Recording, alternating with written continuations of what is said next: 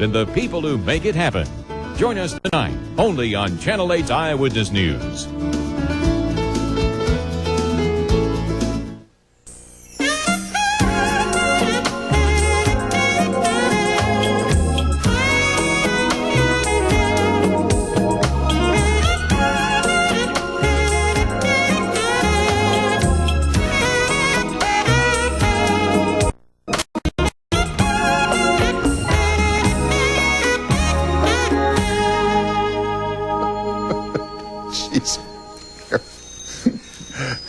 Kennedy has got these.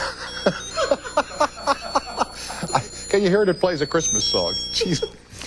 Hey, listen, I'll go you one better. Good evening, folks, and welcome back, everybody. I'm Tom, and the simulcast is on the air now from CBS Radio and Television Live on December the 8th, 1995. It is finally Friday night here. You know, when did I compare myself to Sisyphus? A long time ago. Yes, you know, the guy who pushes the rock all the way to the top of the mountain by Friday. And I get here Monday, and damn if it's not back at the bottom of the mountain again. Dean Cain is here tonight, who plays a very successful Superman on the ABC television program of the same name. And David Milch, who's the creator of NYPD Blue. Here is a man who went from the halls of Ivy at Yale to Hollywood and one of the most successful programs in the history of primetime television. Plus, tonight a look back at the remarkable career in photos of Frank Sinatra on the eve of the celebration of his 80th birthday. This came over the transom today. This is the mistletoe belt buckle, just in time for the holidays. They sit up nights and dream it up, you know. America, America, God shed his grace on thee. Wow. Hopefully there'll be no wind in the studio tonight. No, sir. Thank you. Dean Cain stars as Clark Kent/Superman in the hit television show Lois and Clark, The New Adventures of Superman on a Different Network. It's nice to see you again, Dean. Thanks for coming over. You know, our first meeting was over at CNBC some years ago, and at that time it was a whole new project, and we didn't know if it was going to be a success or not. Man, this thing has really taken off, no pun intended, huh? It's no pun taken. No, it really has really gotten good this year for us. The stories have gotten better. The fan response has gone through the roof, and we're being called a legitimate, you know, success hit now, and that's a wonderful position for us. What is the difference in your mind between the Superman as created by Christopher Reeve for the motion picture series, I guess there were 4 pictures, and the television Superman? Markedly different. Christopher Reeve's character, he did a great job, by the way. I mean, I think he was fantastic. Did you ever meet him at all? I never have ever met him, okay. No. So I don't have any place to draw from, but I mean, he was fantastic as Superman. His Clark Kent was the big difference. His Clark Kent character was this nerdy guy they used to try to hide the fact that he was Superman, so they tried to create this big difference between the two characters.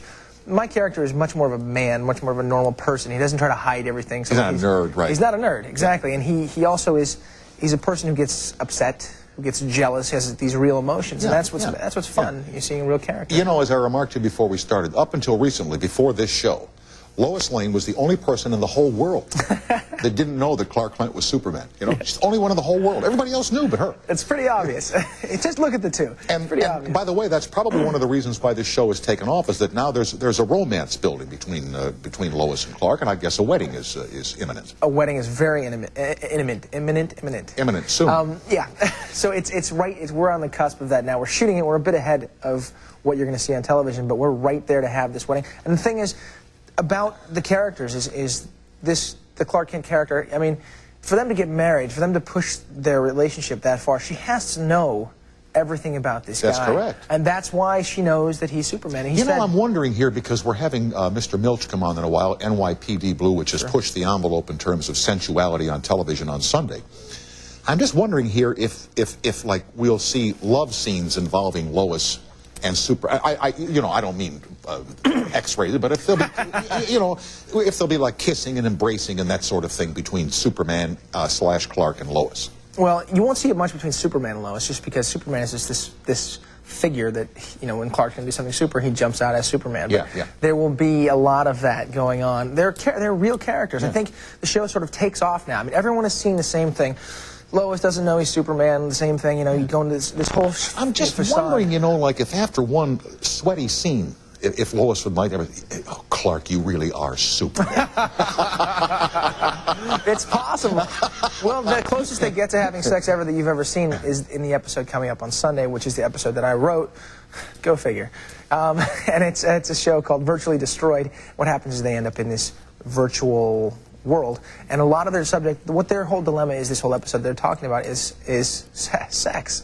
But we're an 8 o'clock show, so we don't talk about sex openly as sex. We talk about sex in metaphors, and so we use other things we're talking about when we're really talking about sex. And it's the metaphor would be, the metaphor for this particular episode is she's talking about beds on their honeymoon. You know, what kind of a bed? We can go this place or this place and have this kind of a bed. It could be a soft bed, hard bed, firm bed, straw mat. People like to sleep on the floor. Yeah. He says, you know, whatever you want is fine by me. And she says, well, what if you expect one thing and you get something entirely different?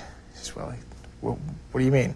You know, and then you start getting into, well, you know, you may want this kind of bed and you get something totally different. We wouldn't know because we've never been there. And so that's sort of how we talk about it. Very good. Let me ask you about Dean Cain in your life and how it's changed with this enormous popularity. You know, there are now, you know, the tabloids, you're the sexiest man alive, you've got 1 million girlfriends, 1 million romances, et cetera, et cetera. And I guess there's one lady in your life who probably is sick about reading about all this stuff. Yeah, you know, the tabloids and the things that go on, I mean, having a relationship is hard enough on its own, but to have it and then have people saying things about you and her. People say, I'll read that she is dating so-and-so, and she'll read that I'm dating so-and-so, and we're together, and, you know, but we're so busy that sometimes we're not together all the time, and so you hate that stuff, and it's just added pressure, and it's really not... I mean, take us into your personal life. I mean, do you have a pretty normal existence? I mean, you know, you have a home that you go to, and you probably, you know, have a friend that you're with, and... you're not out at parties every night, you're not on the rock scene, that sort of thing? I don't have time for that because I work too hard. I work, honest to goodness, I start work at 5, 6 o'clock in the morning on Monday mornings, and I finish about 1, 2 o'clock in the morning, if 3, 4, 5 o'clock in the morning Friday nights. And it starts all over again the next week. So I sleep all Saturday. Saturday night I go see a movie. Sunday I go to bed early, I watch the show and go to sleep. And it really happens that way every week. There's not a lot of time. I manage to have some fun here and again, but it's really, really difficult to go out and do those things, and I'm 29 years old now. You know, there's really not that much fun. You're not a kid anymore. I'm not a kid anymore, so it's not that fun for me to go do those things. On occasion, to go off and blow some steam, yeah, you want to get out and do some things, but, you know, the majority of the time I stay home. Yeah, the life that people might read about is hardly the life that anybody can lead, let alone Superman. Well, exactly, seriously, and, you know, that is a character that I play on television, and sometimes when you go out and about, that becomes a problem just because people see you as this character, and hey, you know, you hear that all the time. You're walking along, and it's, hey, Superman, how are you? It's just that my name is Dean. I'm a person. I'm just an actor, and that becomes, you know, little shots at you all the time. Now, the last question I'm going to ask you about the role of Superman, and then I want to talk about when you played football for Princeton and drafted by the Buffalo Bills. How is it like when you put the suit on? You know, I'll tell you. The first time I put it on was very strange, but now it's the suit. I mean, I'm in that thing all the time. I'm in it every day. I've gotten so comfortable with the thing, I'm starting to worry about myself. You know? It's like I don't want to take it home or anything like that. Yeah. Wear it to bed. I start walking around the house and it's a strange thing, but I really have gotten comfortable with it. You know, but it is a role. It's like putting on a mask. And when I put that on, I know I'm this character. And when kids are around the set or anything like that, I'll put it on for the kids. You know, I usually kind of leave it hanging, dangling off if I'm not shooting. Yeah. Just because it's a little. You know, you got to be careful about children. There was a story in the paper, I think, today, where somebody is now suing the Disney company because there some kids. They were involved in something in the parking lot at the Disney amusement park. So they went to the office to fill out some forms or make a phone call or make sure everything was all right. And at that moment, Mickey and Minnie were getting out of their costumes, you know, wearing blue jeans and T-shirts, and the kids were traumatized. It's, you know, oh, Mickey's not real, you know, that kind of thing. So you have to be very, very careful because you have an image, you know, Superman's been around a long time. I also have an excuse, though. I can say he's turning into Clark Kent. You know, we're ready for that. If a kid sees me taking it off, he's just becoming Clark. There you go. We are with Dean Cain, who plays Superman on the ABC television program called Lois and Clark. The toll-free is up and running. You know it, you love it, and you'll call it, and we'll be listening to you right after these messages.